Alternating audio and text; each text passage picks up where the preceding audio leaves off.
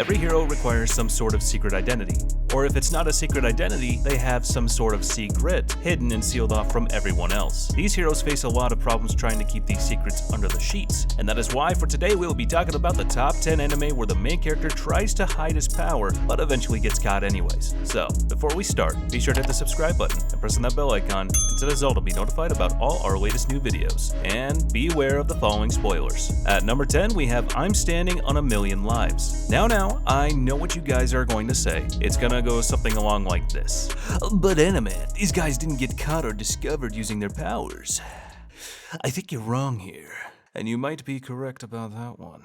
If I didn't say eventually in the title.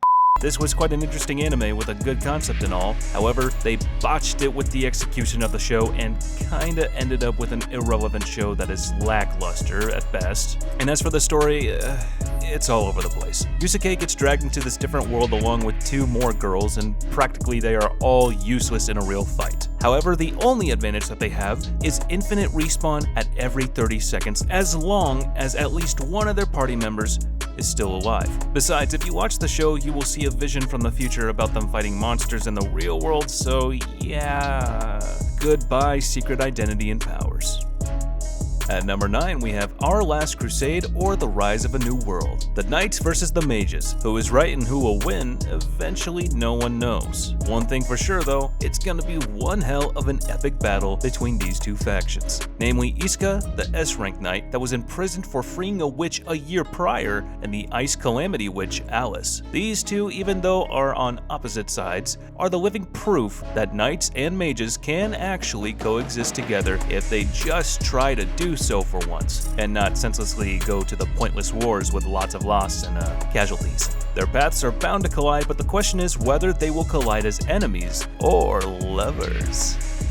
At number 8, we have When Supernatural Battles Became Commonplace. The students of the Literature Club suddenly gain superpowers, with the guy receiving the most useless one out there, allowing him to conjure a dark flame on his right hand that is just there for the aesthetic. Compared to the other girls, his power doesn't compare to controlling time, elements, creating anything out of nothing, even opening and creating dimensions. Then of course, you also have the ability of controlling the elements and the ability to return things to their origin. These 5 will have to grow up and learn how to control their powers and manage them without anyone finding out about those abilities. Their lives will never be the same after gaining those powers, and things get even messier when other people with powers enter the fray, like the student council president with her ability to steal others' powers and use them for her own. Still, even though she has powers herself, discovering that the Literature Club members have abilities was more than a shock to her, to say the least. Let's just hope when the time for a fight comes that these guys will be prepared for it.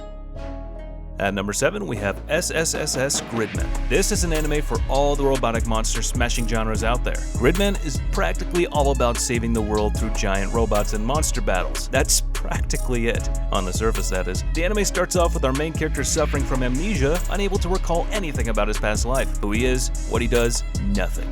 Heck, he couldn't even recall where his house is. Surprisingly enough, he starts hearing strange voices and talks to a robot on the computer screen calling himself Grid that only he can see and hear. For now, that is. He rediscovers parts of his past, including his friends, and thanks to some weird-looking guys in suits, he discovers that he is a hero called Gridman with the power to fuse with Grid merging with him through the computer screen to fight off the monsters created by Akane and her version of Grid. Through certain events and after narrowing it down, Akane discovers that Yuta is actually Gridman, and as such, sends her personal assassin that can transform to a huge monster after him to dispose of Yuta and his annoying interferences. At number 6, we have Twin Star Exorcists. Well, this isn't much of a secret identity as much as it is a dark secret that the main character was hiding from everyone. In this world, monsters that can go through their dimension Magano and ours exist. These monsters are called Kegare. Powerful exorcists exist to battle those beings and save humanity from them. Benio, the powerful and graceful future wife of our main character, is one of these exorcists, and she is pretty damn good at it as well. Rokuro, after the incident 2 years ago, he quit being an exorcist and doesn't want anything to do with it. However, fate had other plans for him, as an exhausted Benio falls right into his arms after finally defeating the owl Kegare. Benio and Rokuro later discover that they are the twin exorcists, meaning they are bound to get married eventually, and their child will be the Miko that will finally destroy all Kegare. Through through certain events and after Rokuro's master appears, Benio then discovers the dark secret he hid from her all this time. The incident that Rokuro's friends died in 2 years earlier wasn't due to a kegare, it was Rokuro himself that killed them. Why this happened and how? I'll leave that part out for you guys to figure out.